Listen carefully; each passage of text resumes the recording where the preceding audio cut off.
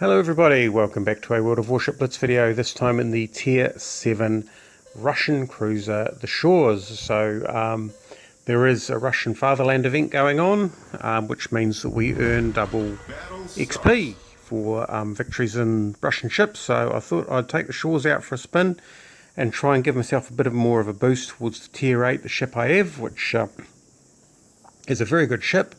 Although, most of the Russian cruisers played right, are pretty reliable, fairly good. Unfortunately, my playstyle is more brawler and knife fighter and Russian cruisers don't really appreciate that at all. Anyway, here we are, we're heading towards the Golden Channel. You often see my games on this map because basically I try and keep the wins, and I get a lot of wins on this map because, well, I'm rushing towards the capture circle. Our destroyer, as you can see, is lagging behind, which is, I'm going to have to say, a bit of a disappointment, because on the Golden Channel, when there is no aircraft carrier, there is no downside for a destroyer trying to get into that centre circle. So, he should have been trying to get into the centre circle, to be honest. Anyway, we've got Nakatsuki here.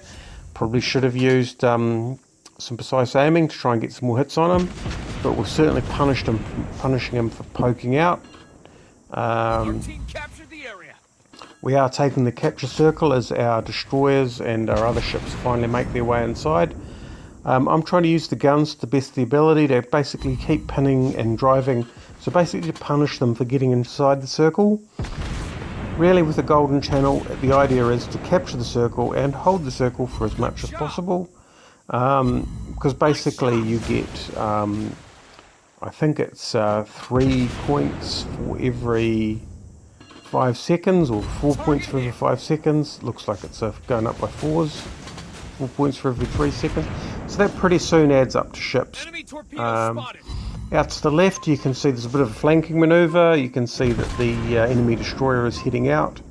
There's York there as well. Well, that destroyer is a bit unfortunate because he's fired nose on into our Colorado. Colorado has excellent torpedo protection, and he was facing into those torpedoes. Unfortunately, he's broadside on to basically the entire enemy team. He is just a bot, so I don't really rely on him for anything smart, but still, it's unfortunately to lose him to something dumb. However, the enemy Colorado seems to, or New Mexico, is it New Mexico or Colorado? The enemy New Mexico is similarly inclined to basically end it all. Whoops, we're outside the capture zone, so we need to get back inside, because otherwise the enemy can and will steal the cap off us. So as you can see, there's a bit of crossfire going on. Here's our friendly Akatsuki, who would have been far better off getting into the circle early and launching narrow-speed torpedoes into the various, collection spots for the enemy ships. But anyway, he decided to take his time. So, and here we are. We've got the Arizona. We're going to try and light some fires. Do we get any fires from that? No, only 2 hits. Oop, there we go. That's immediately out of range, so I might as well just fire some torpedoes anyway, which keeps them from coming in our direction. The York's gone. Here comes the Bajoni, and there's an Akatsuki out there as well. We've got 2 ships inside the cap, 3 ships including myself, 4 including myself. So we're going to try and deal with that Akatsuki while we can see him. Missed. This Brooklyn. Now, this Brooklyn would make short work of us, apart from the fact that he's not going to target us because we have another ship driving in front of us. And that makes targeting the rear ship very difficult. We've changed to AP because basically we just want to hurt this guy. There's a ship down the back of our lines, and I believe that may actually be the Brooklyn, another Brooklyn. So I think we're down 1 ship. Have to see what happens to him.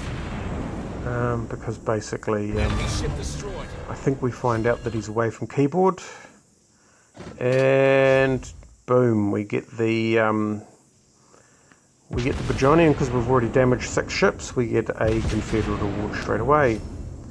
We're going to try and fire on this.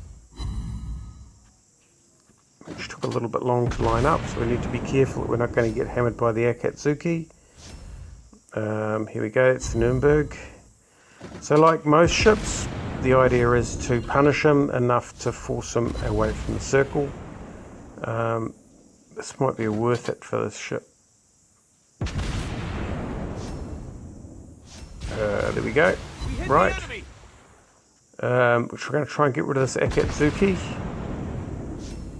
And nearly there. I'm not sure what he's doing. I would have thought that perhaps a little bit more evasive manoeuvring may have been valuable. But anyway, I'm not going to complain. We've got 2 kills. We're going to fire AP at this guy. And I think we're going to switch to HE because, well, you can see there's 6 hits, 2 half penetrations, 4 bounces. And there go the torpedoes from the Akatsuki. You always assume that when a ship dies with torpedoes, the last thing it does is launches its entire complement at you, which is pretty much what happened, except I wasn't anywhere near where I was when I was shooting at him.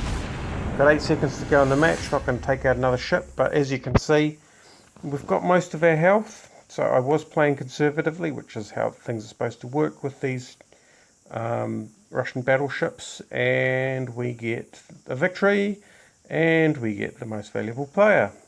So the Shchors is a good ship, great for guns, not great for maneuverability, not great for visibility, not great for durability, just great guns. Anyway, I hope you found that interesting.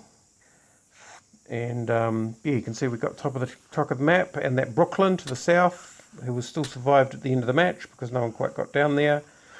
0 damage, so we had away from keyboard 1 player and we still managed to pull it through. 179 main battery hits, which is, yeah, well, you should expect that out of a Russian ship because they're pretty accurate, so when you fire them, they often hit. Anyway, I hope you found that valuable.